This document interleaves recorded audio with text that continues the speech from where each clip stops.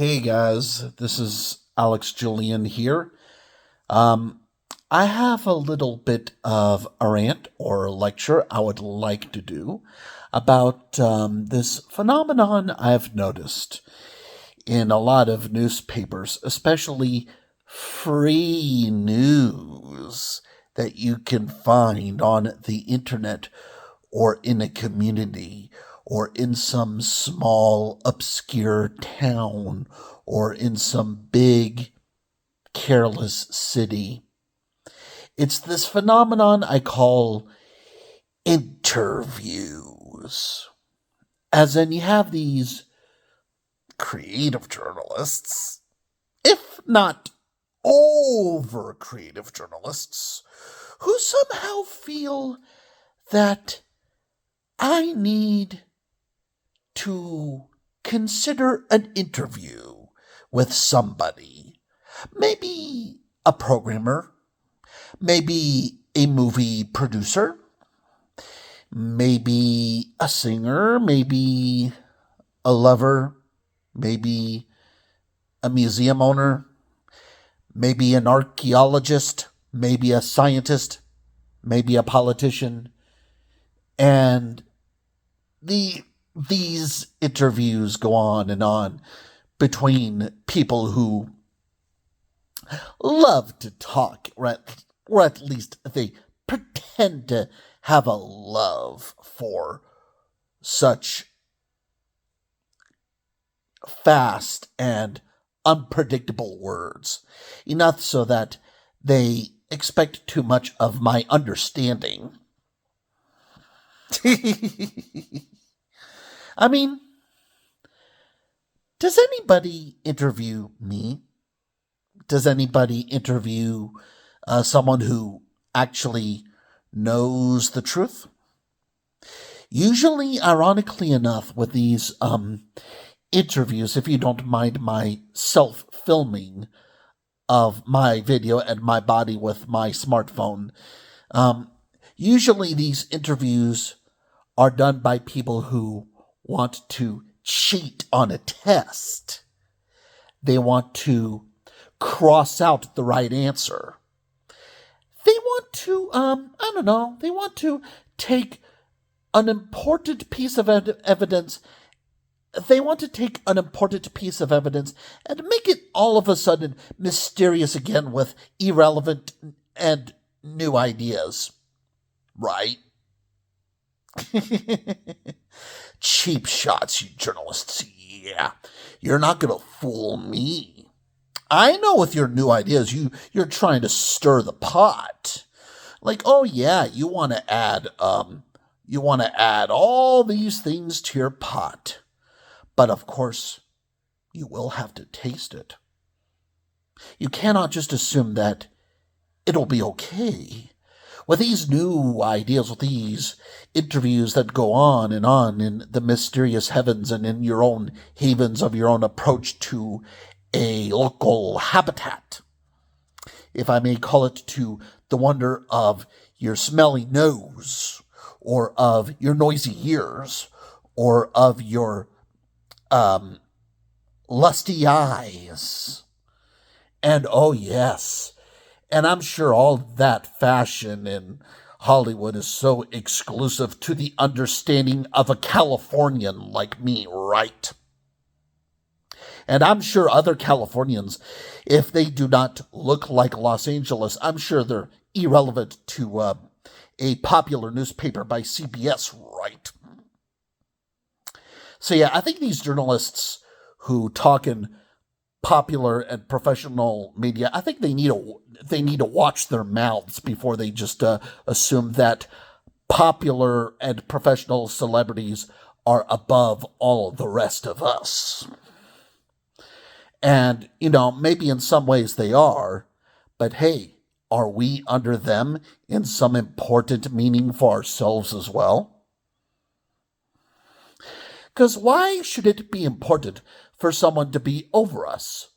Why can it be less meaningful if someone is just under somebody else?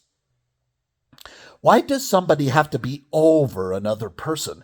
Can the person just be under another person and still be just as important?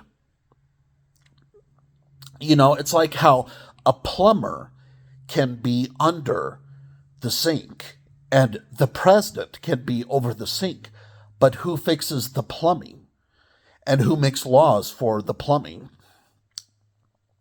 So is it really important to consider what is over and what is under? I think that over and under thing is a little cliche in American English language. And I'm just having a conversation to have this artistic chat with my comedy and routine for my funny little tweakers to my literary imagination. And with how you guys seem to enjoy having favorites done on the call to my approach to a sweet favor inside of me. Because after all, you see my face and you're probably thinking, wow, this guy is so handsome. This guy is so maybe full of himself. And maybe you're right. Maybe I am full of myself. But I cannot be empty of myself, or else otherwise I would not be here. I am full of myself because I am a full body of my person. And often the word personality is often an imaginary wonder and a very logical confusion. We like to think of things confusing even when it is so logical and factual and true. I'm sure you're on your computer and you have your keyboard. And oh yes, I see you guys write comments on the internet, and I see how you can pretend to write and pretend to care so much about your frivolous comments. And oh yes, I see how you spell your words wrong. And you try to somehow make it seem like, your comments are somehow more significant than my poetry, even when you cannot even spell the word English right, and you cannot even put a capital before the period. You are so funny. You are so funny. And you drift on and on with these random vocabularies and with these new and irrelevant ideas that even when you go so deep into the void of meaningless ideology, even a rapper would just look at your shit and say, oh, you're not that serious. Come on, I live in a ghetto. I have problems. And hey, I myself have lived in ghettos. In fact, that La Riviera place I mentioned for Sacramento in a review I wrote for Sonic Unleashed, that La Riviera place is basically, I would say at least 80% ghetto. And hey, ghetto just means basically like, it doesn't mean anything really, really dark or anything. It just basically means like there are these people who talk to each other too much and they get too curious about their own belongings. That's basically what a ghetto is, basically. It's like when they have like a lot of curiosity and wonder and superficial intelligence about personal belongings and about personal inquiries. Especially if there's personal ideas that can be kind of like a mistreatment of general language. Because general language is, I think, at times a mythological thing. At times, when writers, especially professional authors, when they put something down to the paper with a proper pen or pencil, there's something singular about the author's expression. There's something singular, unique, right on point and exact on one spot about the author's performance of expression. Especially if it's a poet or a philosopher or a professor or a politician. And for that reason, although I can see how intelligent a politician can be for his or her mistakes, the general public would view the politician's intelligence with a difference because they do not really know what intelligence is. the public may already assume that intelligence is already pre-made. But as I'm sure if you were to, talk to Hillary Clinton or Donald Trump about it, they would say, no. Intelligence is not automatically made. You have to discover it with a deep analysis, and you have to give a good cause to your logical concerns and to your reasonable doubts, because politics does have that favor of lawful question of law. Throughout thousands and thousands of years, not just in America, thousands and thousands of years, people do question the law. They do question authority.